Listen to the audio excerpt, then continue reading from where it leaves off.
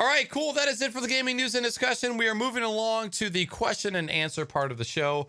So a bot has collected all the questions that you guys have asked so far. But first and foremost, I want to take a look at your guys' answers regarding either Battlefront or your janky fixes. So Snowguard said, just having hard drives plugged in and hanging around. Done that plenty of times. Girl of Crows says, so I didn't do this, but my boyfriend did. He had used washers the size of $50 and screws and has wired his internet cable up a wall across the game room and kitchen ceiling and then down to the router. It's still like that to this day. Honestly, I'll send you a picture if you want to see it. Yes, please. How anal are you guys about how your house looks? Like the inside of your house?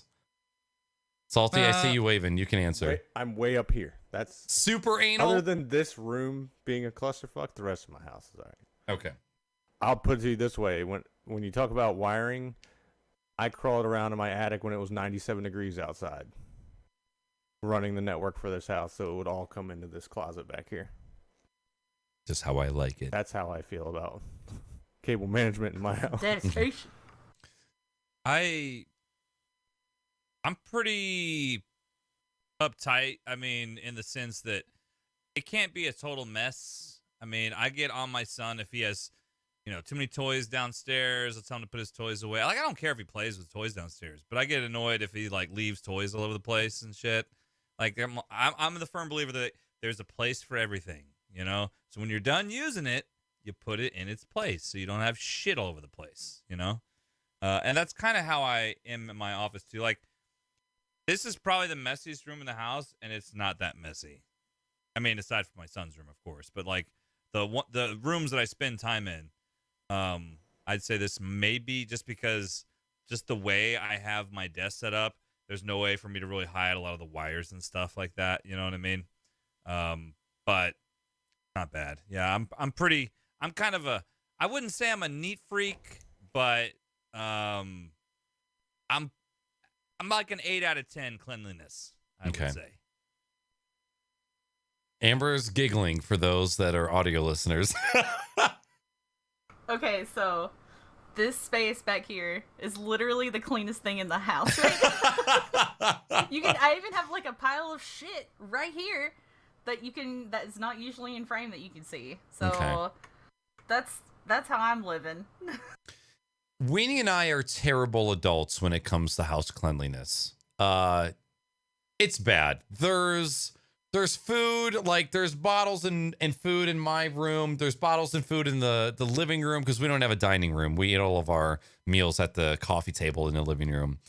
Clothes everywhere. And I would like to pawn this off on the size of our house and like not having a laundry room to be able to collect dirty clothes, not having a true place for a hamper.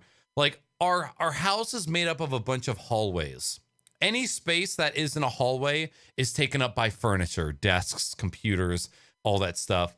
So our house is pretty terrible most of the time. As you guys can see, everything that's in frame from the GoPro and this camera is immaculate, except for this beer bottle right here. But not that great. Like I've got 4 different Cat 6 cables that go out of my office. They're just kind of like neatly tucked into the carpet and the molding on one side. Our living room is maybe 100 feet of Christmas lights. I treat it the same way as my car. The house is just where we live. The car just drives me from A to B. And I try and focus my time on all of the other things. I think if I ever get to a point in my life where I have some sort of expendable income, I would maybe consider the idea of somebody to come clean my house for me. And I would do that before I ask somebody to shovel my driveway, cut my lawn, take out my trash. Like if I could have one person take one chore away from me, I think just not even necessarily cleaning or doing my laundry, just take all my trash, put all my shoes back towards the doors, and then I'll take care of everything else. If I could have somebody just do that for me, I might look like a decent human being in my own home, but that's about as far as I go. I think mine has a lot to do with the kid now too, Right. because it's just part of our routine that like at the end of the night he cleans up all his toys and puts them away, and then so it's like he'll be putting his shit away, I'll be cleaning up the kitchen, and then it just stays clean because otherwise you're like everybody knows the feeling of stepping on a Lego with a bare foot. Ooh. That's my house all day, every day, because like he has these like car rugs, you know, like the ones we had when we were kids where you like play Hot Wheels. It looks like a little city. Well, the fucking cars blend into that shit, and you step on that motherfucker at 2:00 in the morning, and your life is over. Like you slip and fall and bust your ass and fucking cuss a lot, and it sucks. Especially now that I have like hardwood floors throughout my house. It's just like the worst, slipperiest shit ever. So, Do you ever try to do the Tom Cruise thing where you just slide in on your socks and your underwear? no, I don't have the fucking balance for that. I would 100% legs up, Sam down. All right, those are your guys' answers. Moving on to the questions. Our first one is from the Ember Strife, and her question was, if and when you get to heaven, I like how you went politically correct there. Is it your afterlife? Afterlife is your own personal afterlife. okay. Your afterlife is playing only one game for the rest of your life. What is it? Oh man. It'd have to be something I could mod. I got an answer. Probably Arc for me. I got an answer that Salty might agree with, but I'll let Ember and Jimmy go first. I'm still thinking. It's a tough one. It's any game. It's any game that you have played or it's coming out that you know about. Any game that you can think of. Grav! I want Grav back! Yeah, the first 2 weeks of Grab, I could play that all day. Over and over and over, please! I've never heard of this. It was That's good for you. Yeah, it was a sandbox survival game that came out maybe 3 or 4 years ago. And the devs put a shit ton of work behind it. And then one day just closed down all of their dedicated servers and took off. And they were never heard from again. Yeah. Yikes. With What? prepaid money that they didn't refund. Yep. We had purchased like 6 months. 3 months or 6 Yeah, months. 6 months in advance of server hosting. And then at the end of like the 4th month, they're like, oh, yeah, by the way, we're out of money. We're going out of business. See you later. But that is the game that I've had the most fun in. Like a survival game that I've had the most fun in. Well, and it was a game where you would level up your character, you'd level up your tools, your weapons, bases. and then you would basically have to go to harder areas to find different items to keep learning more shit. Like there were plans to have NPCs that would have missions, kind of like how Fallout was made up, but it was all like when you made the server, it was random draw on what the planets would be and how they would spawn, and then you could go to different moons.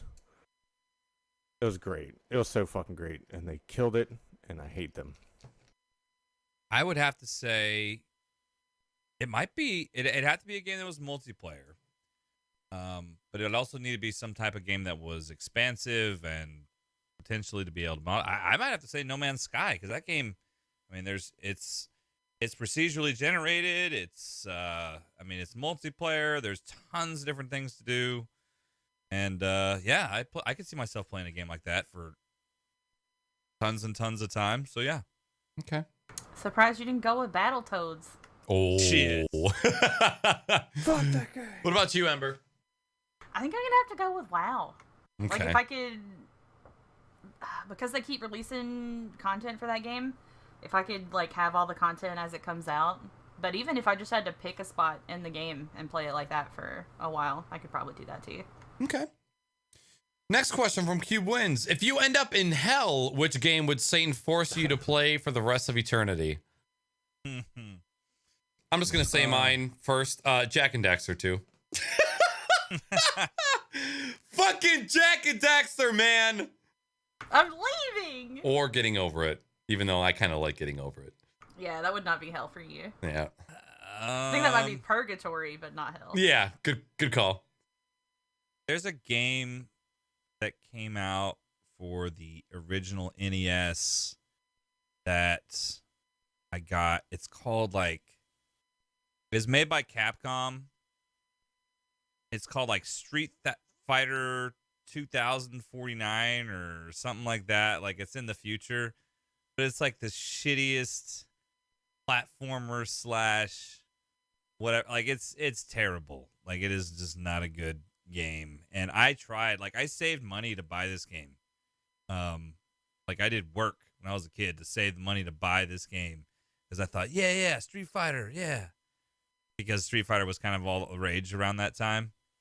Fuck no, that would be the game. That's like the worst. One of the worst games I've ever played. Can you imagine nowadays working a minimum wage job in order to save up that $60 to get Fallout 76 and then all of those hours of labor? Or let's say when No Man's Sky first came out, you worked for a month straight, you got yourself some gas money to get to and from school, and your leftover money went to video games. You went to Funko Land and you picked up your Fallout 76 disc, and then you went home. Land? Yeah. Oh, can you imagine the rage? Did you guys see the video of that one guy losing his fucking mind in a GameStop after realizing he couldn't get his money back for Fallout 76? Yup. Every single, what are they called? They're not kiosks, but everything they put up in that store was on the ground when he left. If any of you guys are curious, just YouTube GameStop Fallout 76 freak out. I've never seen somebody be so angry without uttering a sound, just completely silent. And then no grunts. And then I won't spoil it. I won't say anything, but watch it. It's funny and also terrible because somebody had to clean it up. But going back to Fallout 76 for 1 second. Go for it. It's I've heard some speculation that it's on the Bethesda store so that you can't refund it through Steam. So, I mean, I don't know if I believe that, because I think some people are getting refunds for it, but I think there would have been a lot more refunds if it had been released on Steam. You know what? I actually, now that you mentioned that, I did see something that they were offering refunds. I can't remember the parameters in which you had to be in order to get that. But yeah, let's see, because Fallout, yeah, it's not in the Steam store, so interesting. Very okay. Did everybody answer that? Yeah. I think except for me. Okay, go for it. Sam did. Worst game of all time, Superman 64. Oh yeah. Yep. And I never played it, but I heard so many things about it that It's naughty. it was a bad game. I think the worst game I've ever... I'm trying to think of a game that is not the worst, but it would still be hellish to play all the time, and I can't think of one. So, worst game I've ever played was Bubsy 3D for the PlayStation 1. Okay. Oh man, you just made me think of Looney Tunes for Super Nintendo. I love that game very much. That was very difficult for me at a young age. Ooh, Ghostbusters NES. That was. I was thinking about that one. Paul put that in chat. That'd be my number 2. That was a terrible fucking game. Okay. Next question from Filer. If you end up in purgatory, what game would Don Knotts be playing very poorly? Any game. I don't know who Don Knotts is. Don't know who Don Knotts is? No. That's the Oh guy my from God. Andy Griffith Show. Yeah. The sheriff, right? He was the deputy. Yeah. Did he shoot the sheriff or? Oh my God. Oh, Okay. you young buck. I know, Jimmy, back me up on this. I don't know if you've ever seen this movie. One of the movies that I grew up watching, was Nightmare Before Christmas, Charlie and the Chocolate Factory, freaking The Ghost of Mr. Chicken, starring Don Knotts. I don't know. I've never heard of that. No, it was one of the first movies they made in color too. I love that shit. Never seen that. No. Oh my God. Oh man, I'm behind. I'm so sorry. Maybe I'm the just Ghost old. of Mr. Chicken. The Ghost of Mr. Chicken came out in 1966, so that was probably before your time as well. Just happened to see the classic. No, I hadn't seen that one. He was in a bunch of shit. Oh yeah. back in the day, back in the 60s. He died 70s. like what, like 10 years ago? Yeah, 2006. 12 years ago. Okay. Yeah. I was close. He's been in a lot of shit, but probably most famous, as far as I'm concerned, for being Barney on Andy Griffith. Okay. Yes, for sure. All right. So what game is he playing poorly? Any game. Yeah, he's old. Well, Yeah. he's dead now, so he's playing everything pretty poorly. Yeah. Oh. I don't know anything about the man, so let's say He's just this like goofy. He was always like the clown too. He was always like a little awkward. Yeah, they only let him carry one bullet in his gun on Andy Griffith's show. yeah, I have no idea. He's always just played like the goof and everything The he's lovable, stupid guy. ever done. Second and last question from DBZ. What fighting games do all of you like, if any? Street Fighter. I grew up playing Street Fighter. I still play it from time to time. It's fun. I love Street Fighter. The last one's the only franchise I've ever really stuck with was I used to love playing Mortal Kombat and Soul Calibur 4, and that's probably the only other one I've ever played. Voldo all day. What about you, Ember? Fighting games are not my thing. The last fighting game that I played was on Super Nintendo, and it was called Final Fight. Okay. Well, since Middle Age Stream ruined the Street Fighter franchise for me the last time he was here, I would have to go with Super Smash Brothers as number 1, with Soul Calibur being number 2. Voldo was my main. Don't at me.